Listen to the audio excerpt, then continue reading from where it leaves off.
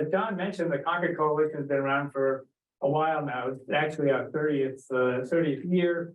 And the organization is really associated with worrying about the federal debt and deficits. But I want to put that in context because, really the issue is about the long-term economic growth.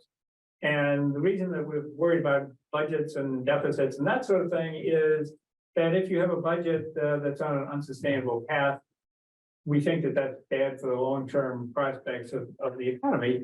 And so the budget deficit is not just an abstract thing for us, but it's just how does it fit into the economic picture. So that's why I think today's focus is important, which is looking at the long term. We often look at short-term things, and it's understandable. We look at whatever is right in our face. If you're driving somewhere, you have to keep your eyes on the road. But it also has you also need to know where you're going. Test the sense of where you're going.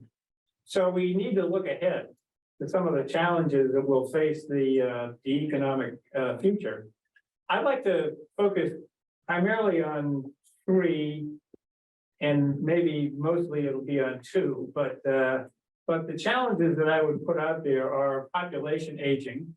Number one, that's going to have a profound effect on the economy and the budget.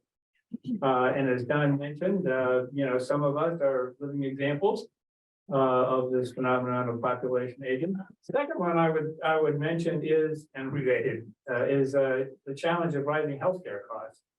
There, it's not just a matter of counting the numbers and the number of increased beneficiaries, but it's really the provision of healthcare costs and how efficiently we're doing it, how inefficiently we may be doing it. We have a very expensive healthcare system in the United States, and I think that finding a better way to deliver healthcare is going to be a big challenge as well.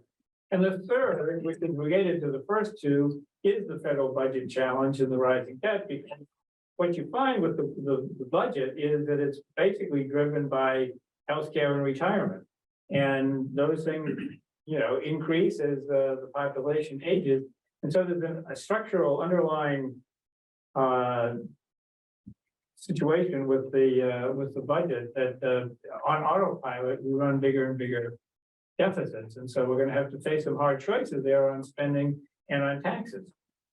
The other thing, and the fourth and final challenge that I've mentioned, is something that I know very little about. So I'm not going to talk a lot about it, but I know it's out there, and that's climate change. 30 years ago when the Concord Coalition started, we knew about climate change. Paul Thongas, one of our co-founders, was a big advocate of environmental policy. But basically, it was thought of as an existential threat to the environment, to the planet, and it still is. But along the way, before we ever get there, it's going to be a growing challenge to the economy and to the budget. And so I think now you're beginning to see, both at the federal level and from international organizations, a lot of work going into climate change as an economic and budgetary matter. And I would urge you all to keep that in mind for something to look into.